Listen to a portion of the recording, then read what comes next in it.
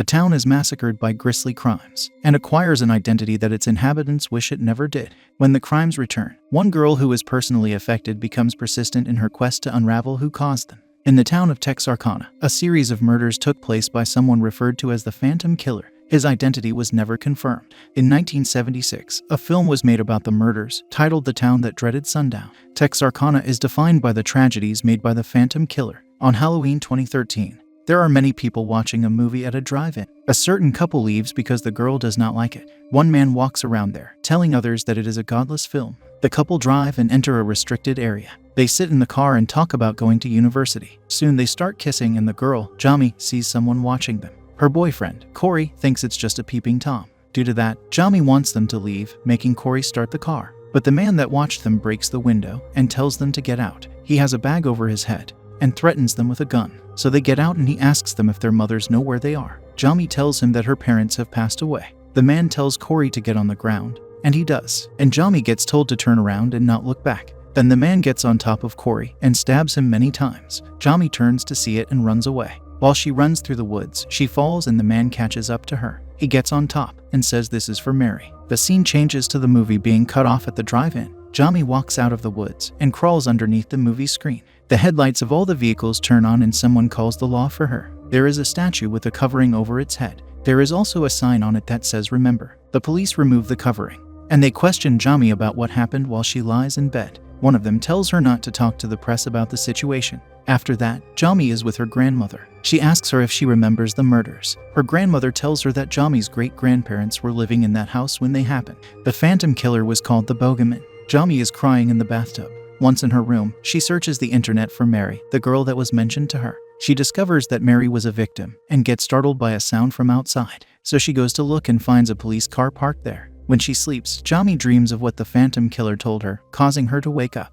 She looks outside the window and finds the cop is still there. On a later date, she attends Corey's funeral. She goes into a room where his mother resides, and the lady verbally assaults Jami for leaving her son. She breaks down on the floor after those words. Subsequently, Jami talks to a psychiatrist and says she dreams about Corey. She was grateful that he asked her out on a date, and that he was a good person that tried to protect her. In late November, there is a lady coming to meet her boyfriend at the airport. At night in their room, he leaves to get her some cookies. She prepares a ring on the cabinet for his return. Shortly after, she hears a sound that makes her check the window. The Phantom Killer appears and breaks her boyfriend's head through it. This prompts the lady to run in fear into the washroom. In there, she frantically attempts to escape through the window. When she does, the lady falls on the ground and breaks her leg. The pain is severe and she screams for help, but the lady forces herself to keep moving. The Phantom follows her and she gets inside her car. It doesn't take long for him to join her and subtract her life. In the next scene, Jami gets a call from Corey's phone. A sinister voice tells her that he will do it over and over again until she makes people remember something.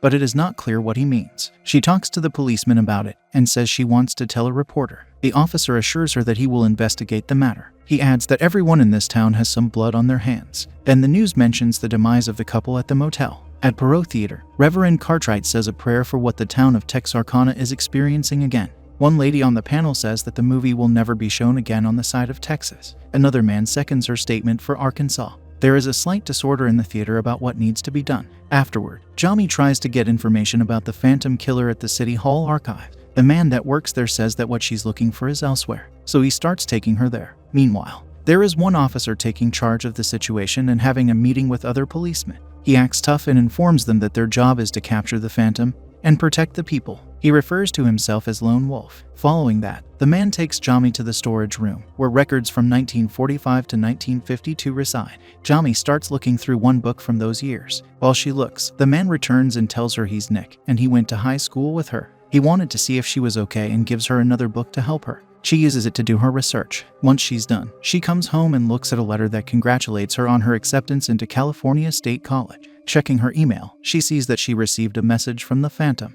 Jami reads it and it says he could not be caught 66 years ago, and he comes and goes as he pleases. The message contains a few more details and Jami presents it in letter form to the police. One officer tells her it's fake, but Lone Wolf wants to hear what Jami has to say. With that, Jami mentions Benjamin Sewell, and that he was believed to be the Phantom Killer. The same policeman tells her he lost his life. That makes her bring up Benjamin's son, that he could have taken over for him. But the cop tells her the son lost his life 2 years ago in a bar fight. The next scene has Jami coming back home. Nick is there near the house and he gives her something else. Later, she asks him why he's helping her. He answers that he always wanted to talk to her. As they speak, Jami's grandmother listens behind the window. Nick tells her his father ended his life last year, and his mother got lost due to that. She now occupies a mental hospital. He follows that by saying there will be a vigil at the school for the victims, and wants her to come with him. Later, they are at school. They join the vigil and Jami looks at the picture of Corey. Suddenly, the Phantom comes behind them, causing the people to scatter. One of the Marines shoots him down for his friend,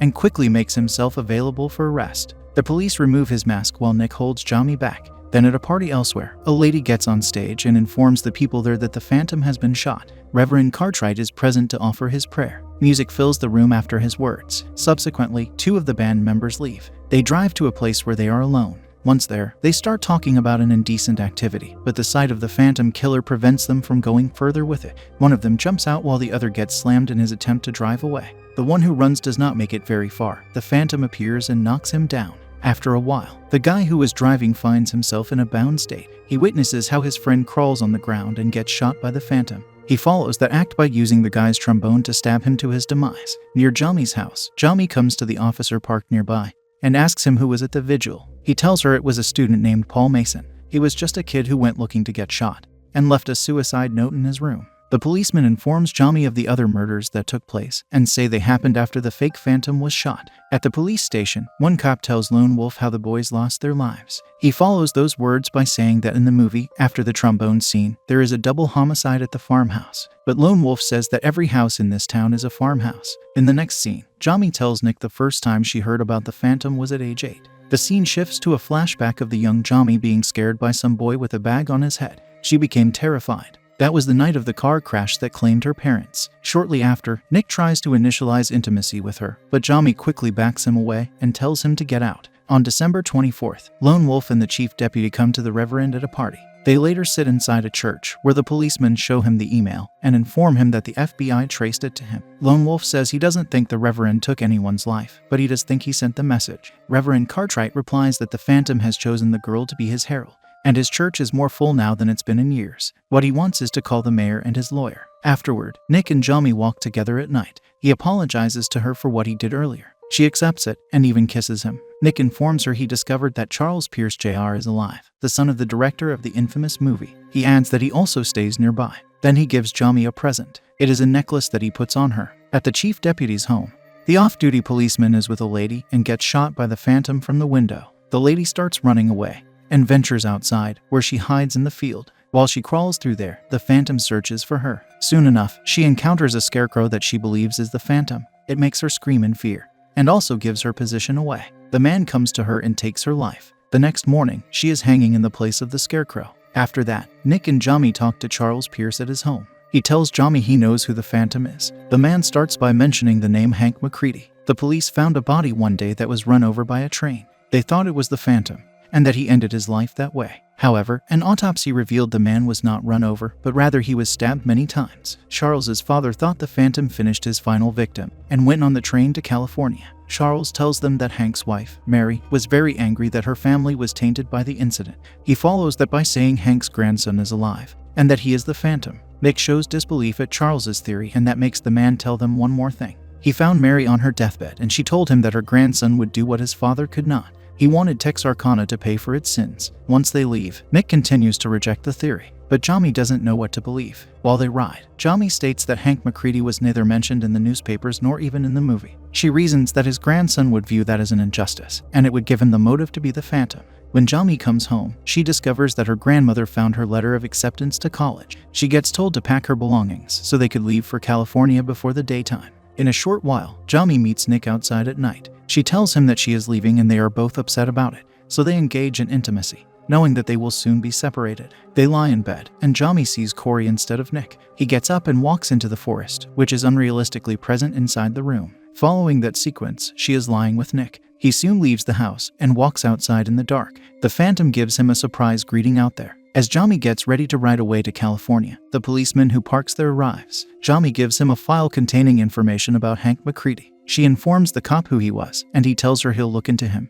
Later, Jami and her grandmother stop at a gas station. Jami goes inside to collect some food and hears something loud outside. It prompts her to come out, where she witnesses a man lying with a possibly fatal wound. Her grandmother is also injured yet still alive. The cashier then comes out and gets shot. At that point, the grandmother falls over and Jami is forced to escape. She collects her grandmother's purse before she does. The phantom chases her and she enters a building. Inside, she drops the purse and sees a gun fall out. Jami collects it and keeps running. She hides from the phantom, who is now also inside with her. He calls her because it's coming from Corey's phone. The ring lets him know her location, which makes the girl run outside. She runs and falls on the train tracks. Nick is there with a forgotten sign. Jami is devastated by such a sight, but she keeps moving. She gets shot with an arrow and sees another phantom in front of her. A second arrow plunges into her and they both come to the girl. One of them gets on top of Jami and lets her take off his mask. She does that and sees it as Officer Foster. The other one removes his mask, and much to Jami's trauma, it is Corey. When she says that she watched him lose his life, he explains to her what happened.